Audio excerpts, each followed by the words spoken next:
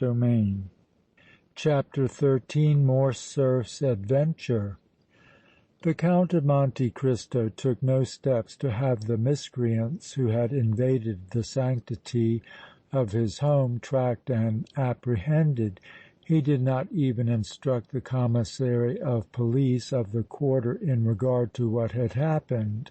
He was entirely satisfied that the sole aim of the wretches had been robbery, and as that aim had been defeated he did not desire to court further publicity by putting the matter in the hands of the authorities. One thing, however, gave the Count considerable uneasiness, namely, the fact that Danglars had been one of the robbers. He did not doubt that the former banker, whom he had financially wrecked and forced to fly ignominiously from Paris in the past in pursuit of his scheme of wholesale vengeance against the enemies of his youth, had planned the robbery in order to gratify his burning thirst for revenge. He also felt equally certain that Danglars meant further mischief if he could accomplish it, and that his presence in the city would be a constant menace to his tranquillity and prosperity, nay, even to his domestic happiness. But his feelings had undergone a radical change since the old days of restless, inexorable retribution, and he now pitied the man he had so ruthlessly overthrown as much as he had formerly hated him. Danglars had fallen very low indeed to be the companion and accomplice of midnight marauders, and the Count's very soul ached as he thought to what depths of poverty and ignominy he had been the means of reducing him. He would have sought him out amid the dangerous criminal population of Paris, traced him to his den of depravity and wretchedness, and offered him money and the means of social rehabilitation, had there been the slightest reason to hope that he could thereby rescue the miserable man from the slough of iniquity into which he was plunged. But he knew too well Danglars' implacable character and deep-seated hatred against himself to attempt anything of the kind. Should he penetrate into his haunts and meet him, the result could only be disastrous, for Danglars would take a fiendish delight in betraying him to his desperate associates, who would not hesitate even to murder him at his bidding, and the former banker was fully capable of compassing his assassination in the most horrible fashion as a crowning stroke of diabolical revenge. There was a time when Monte Cristo valued life very little, when he would gladly have accepted death as a welcome avenue to endless rest and peace, but that time had passed. Since then he had contracted ties that bound him to existence with insurmountable strength. He had now a family, was surrounded by beings he tenderly loved and cherished, beings for whom he must live and over whose destinies he must closely watch. He was wedded to Mercédès, who lavished upon him in her maturity all the wealth of overwhelming affection she had showered upon him before the fateful conspiracy that had consigned him as the sailor Dantès to the dark, noisome dungeon of the Château d'If and given her to the arms of Fernand the Catalan. Heyday had fluttered over the page of his stormy, agitated history, leaving him Espérance and Zuleika as reminders of a happy but all too brief dream, an elfin vision of enchantment that had vanished as swiftly as it had come.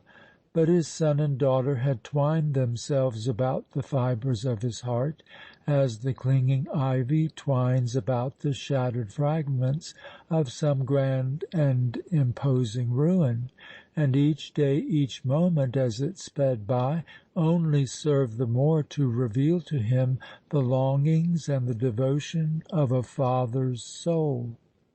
Besides, Albert de Morcerf and his young wife Eugénie were now thoroughly endeared to him, and he felt that by doing everything in his power to augment their happiness he was gradually paying off the heavy debt he owed to Danglars' so long abandoned child.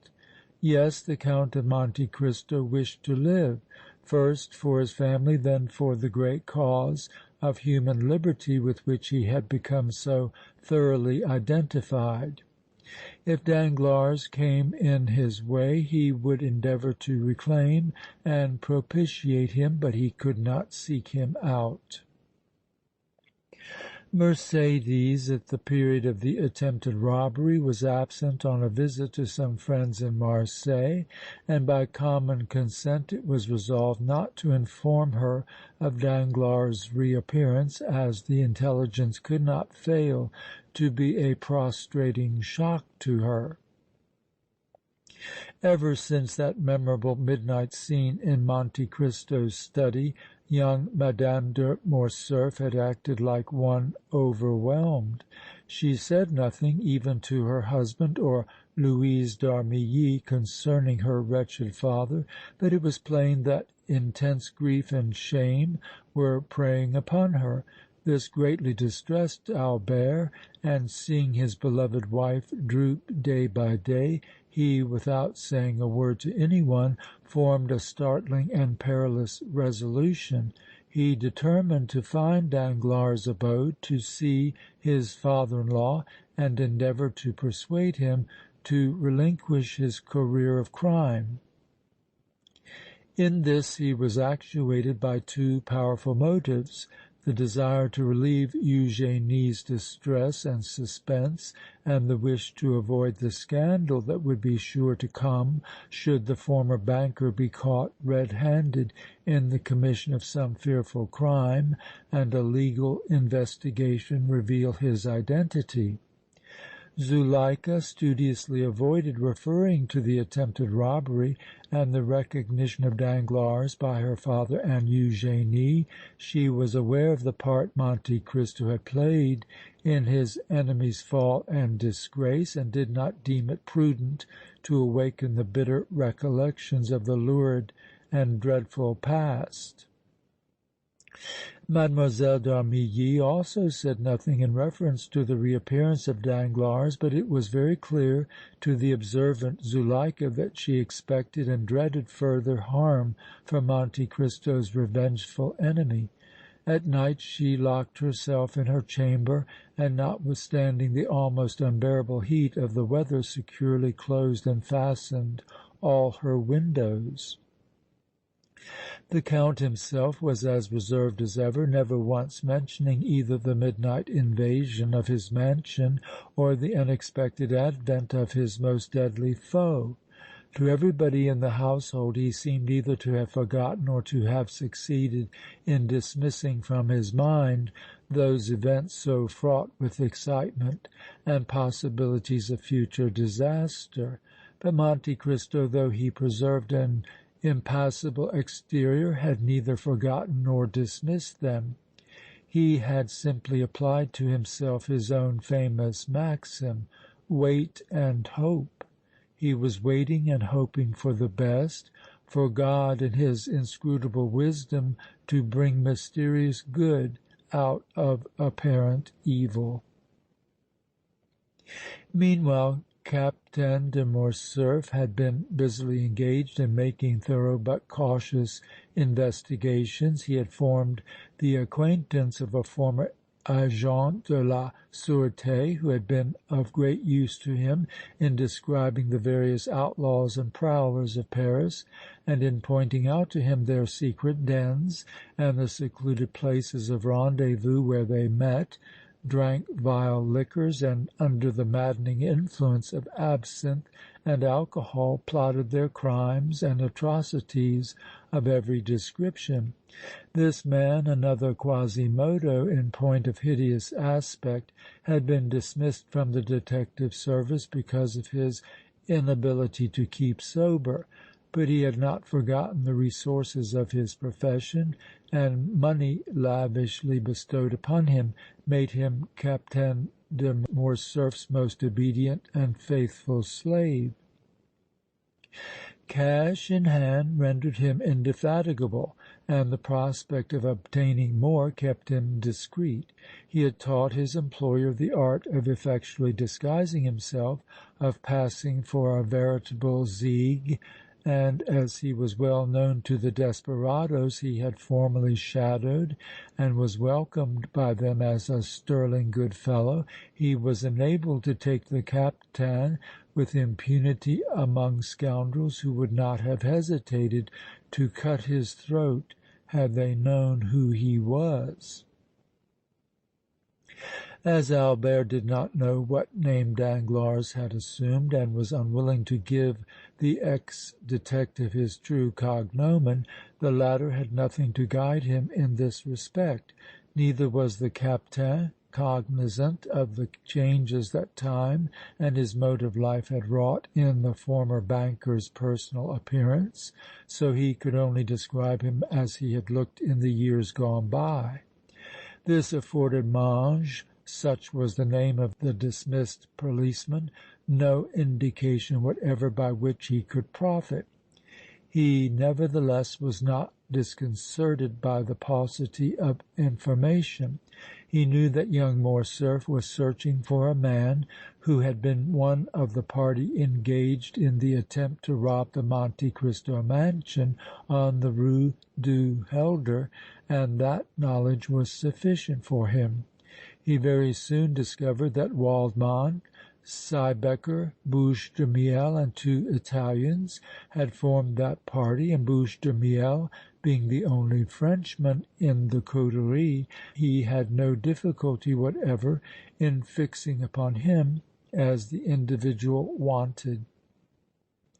He imparted his discovery and conclusion to his employer, together with the intelligence that the men were in the habit of congregating in the little caboulot of the Cité d'Antin.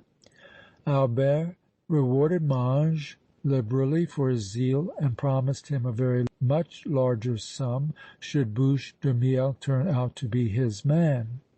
It was immediately arranged that Mange should conduct the Captain to the caboulot that very night, and if possible bring him face to face with the Frenchman supposed to be Danglars. In accordance with this agreement, as soon as night had fallen, Mange was waiting for his employer at the corner of the Rue Taitbout and the Rue de Provence. He was not kept long at his post, for Albert speedily made his appearance, dressed in a blouse like a workman. His rough trousers were tucked in the tops of his dusty boots, and on his head he wore a battered slouch hat that looked as if it might have seen service behind the revolutionary barricades. Mange surveyed him with a long glance of admiration, then taking him to a neighboring street lamp, he critically examined his face, which was stained to represent the bronzing effect of the sun and smeared with dirt. "Capital!" exclaimed the ex-detective as he finished his scrutiny. "You are a Zieg out and out, not a trace of the boulevardier to be seen. The most keen-scented Vache in the caboulot would be completely deceived."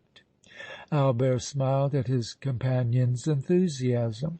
"Well, as I pass examination," he said, "let us go on at once. Do you think our man will be at the caboulot?" "Do I think water will run down hill?" cried Mange, with a laugh that resembled nothing so much as the discordant croak of a crow. "He never misses a night, and this is the hour when the brandy begins to flow."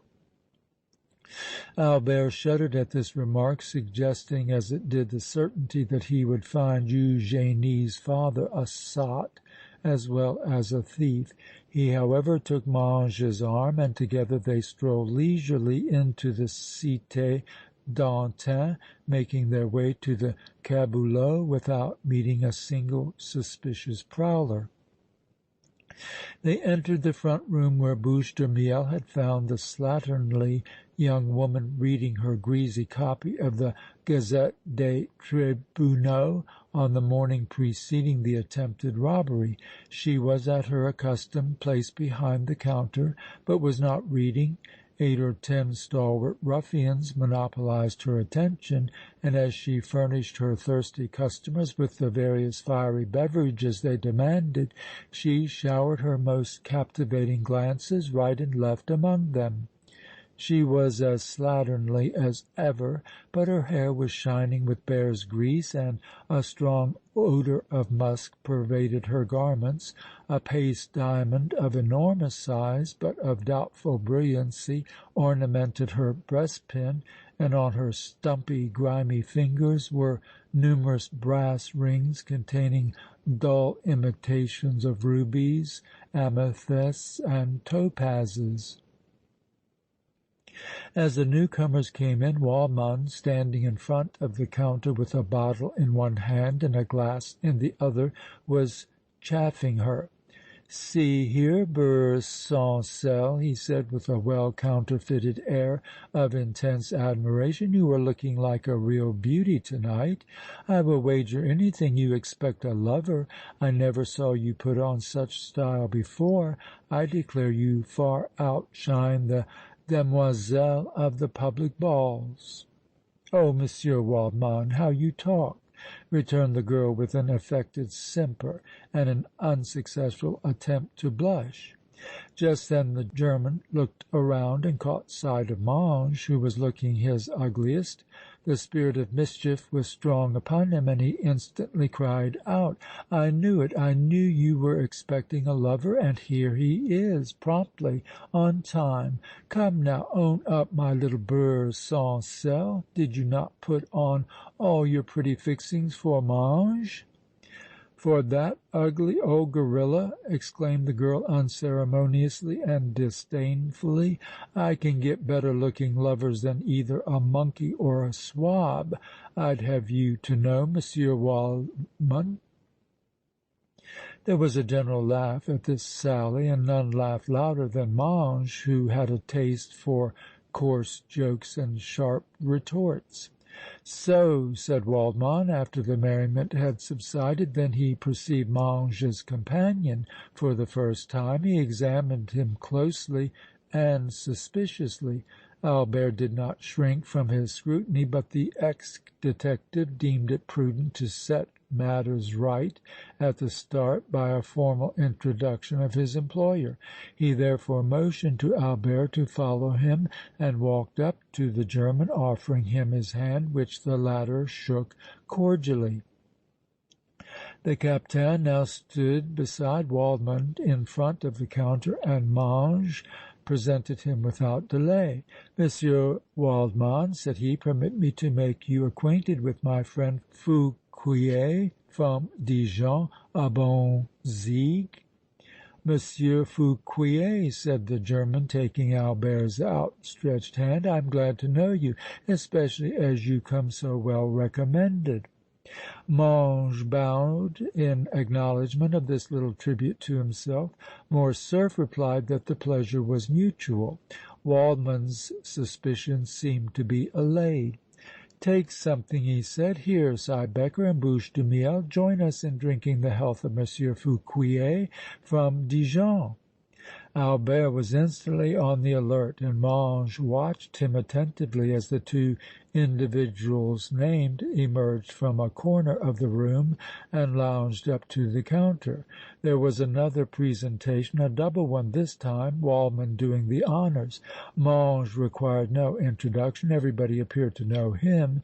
Beurre sans sel put forth brandy and glasses, and the health of Monsieur Fouquier was drunk enthusiastically.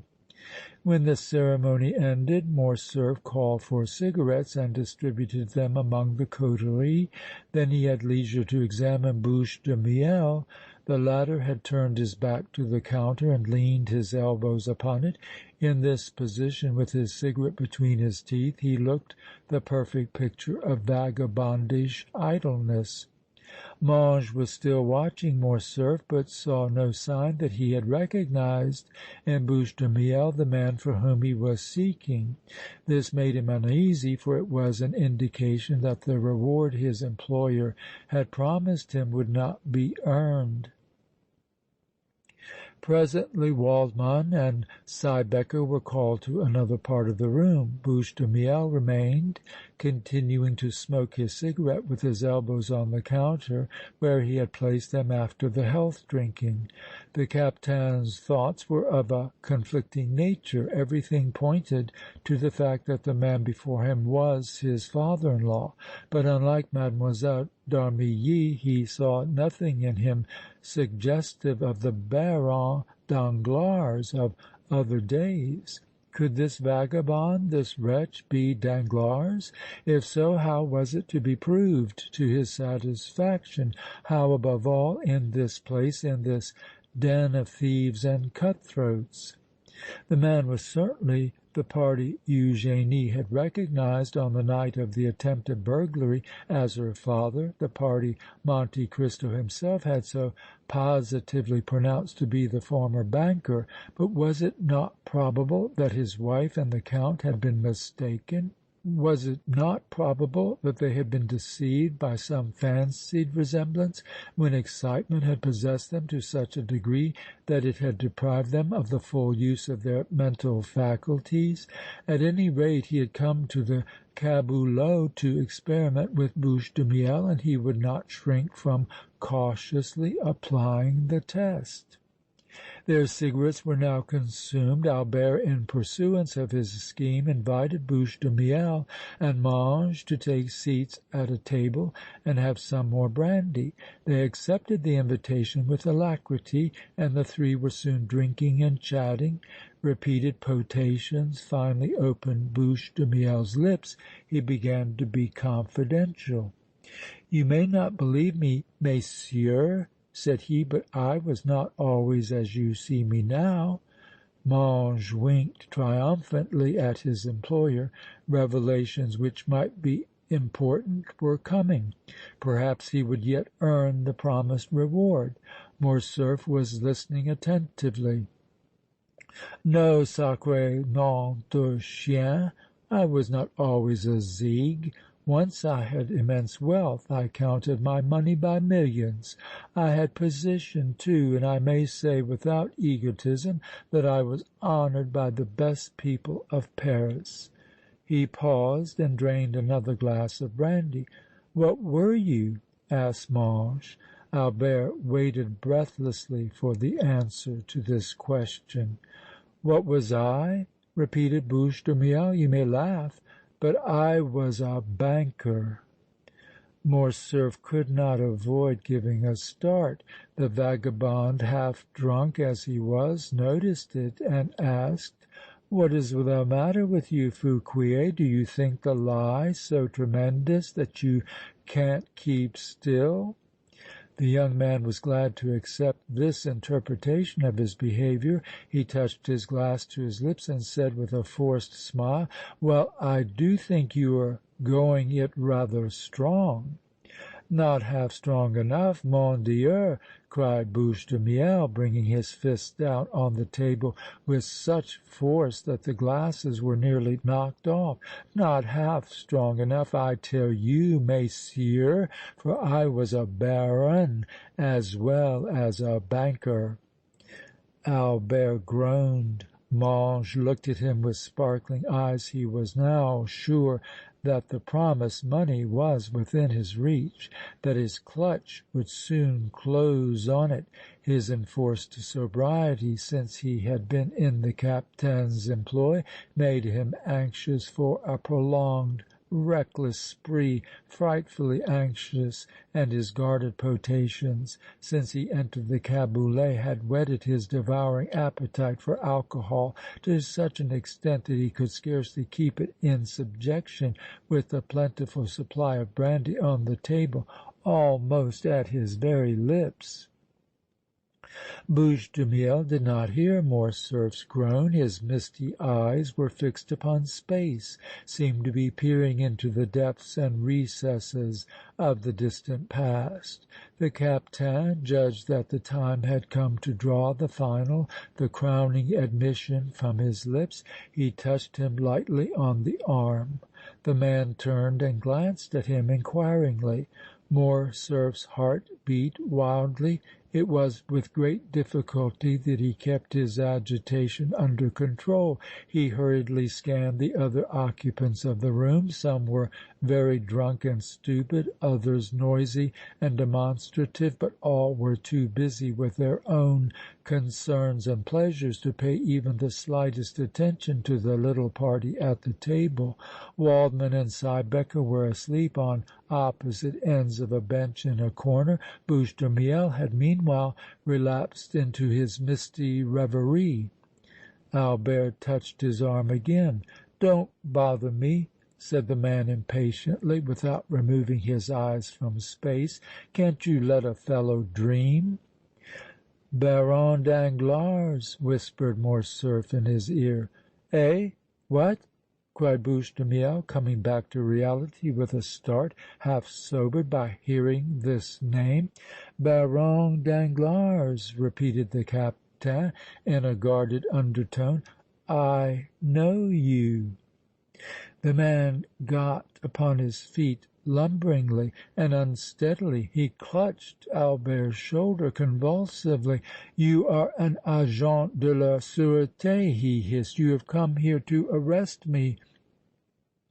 The attention of some of the less intoxicated ruffians was being excited by Bouche de Miel's behavior, but their ears had failed to seize his words amid the prevailing din. Mange, with his usual keenness and quickness, saw that something must instantly be done to quiet Albert's companion, or all the miscreants who could stir would be aroused and come thronging about them to throttle the supposed agent de la sûreté. He therefore gave a loud laugh and said to Bouche de Miel: "Don't be a fool, old man. Monsieur Fouquier belonged to La Rousse. That's a good joke. Ha! ha! Why, he is as much in danger of the violon as you are. Ha! ha! ha!" He arose, still laughing, and playfully taking Bouche de Miel by the collar, gently forced him back into his chair. As he did so, he glanced at Boursancelle. The slatternly young woman had her hand on the screw of the huge lamp suspended above the counter, by which alone the room was lighted, ready to turn it out and leave the whole place in darkness at the first alarm. She was evidently accustomed to police descents and knew how to act in such cases. Mange's words and merriment, however, reassured her, and she withdrew her fingers from the screw. But Bouche de Miel was not altogether satisfied. He sat uneasily in his chair, facing Morcerf and anxiously scanning his countenance. "What did you mean by calling me Baron Danglars and saying that you knew me?" he asked in a low, somewhat tremulous voice. Instead of replying directly to this question, the young man said slowly and in a half whisper: "I am Albert de Morcerf, the husband of your daughter Eugénie." "What!" exclaimed Bouche de Miel. "Eugénie married and to you?" "Yes," said the Captain. "Fate has again brought us together after a long and painful separation. I saw Eugénie in the house of the Count of Monte Cristo. No matter how, no matter when, what was she doing there?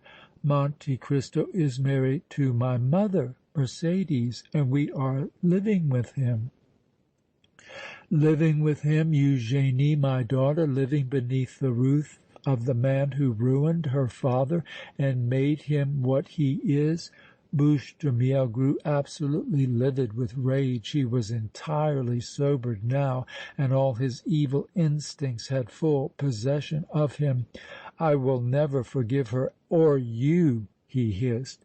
"Listen to me," said Albert, with comparative calmness. "I have come here to night at the risk of my life to offer you money, the means of rehabilitation.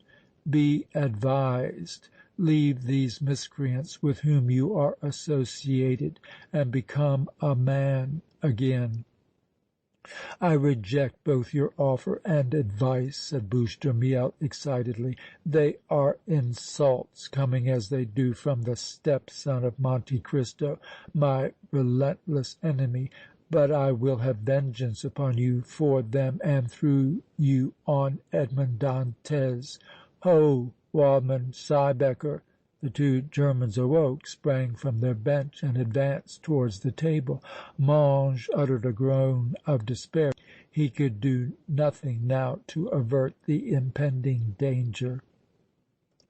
Bouche de Miel had leaped to his feet and grappled with Albert de Morcerf. Waldmann and Siebecker, realizing that something was wrong and at once connecting the alleged Monsieur Fouquier with it, drew long, keen-bladed knives as they rushed forward.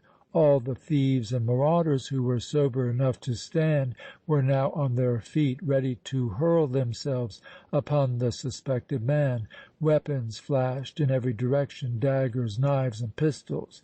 Loud oaths and abusive epithets were heard on all sides. It was a perfect pandemonium, a babel of evil sounds. Amid all the confusion and danger, Mange's self-possession did not desert him. Seeing that it was useless to attempt to pacify the surging pack of desperadoes, he determined upon a bold measure, one that would enable him to save Captain de Morcerf and at the same time keep up his reputation with the criminal frequenters of the caboulot with whom he desired for reasons of his own to be on good terms. He ran to the counter where Beurre Sans Sel already had her hand on the screw of the hanging lamp, waiting for events to decide what action she should take. He leaned over the counter and whispered to the girl: "Beurre Sans Sel, I was deceived in Monsieur Fouquier. He imposed upon me. He told me he was from Dijon. He turns out to be a Parisian and an agent de la sûreté. He has betrayed himself. More agents are coming. They will be here in a moment. Put off the light." The girl did not hesitate a second. She gave the screw a quick twist and the caboulot was instantly as dark as a tomb. Having executed this manoeuvre, Mange sprang to Albert de Morcerf's side, striking Bouche de Miel a crushing blow in the face that caused him to lose his grip of the young man. Then, seizing his employer in his brawny arms, he lifted him as if he had been a child and ran with him to the front door. This he opened, leaping into the street with his burden. "Now run for your life!" he exclaimed, depositing the young man on the sidewalk. With this he started off at a tearing pace, closely followed by Morcerf. They did not pause until they had reached the Rue de Provence, where, in the blaze of the lights, amid the throngs of honest citizens, they were safe. CHAPTER XIV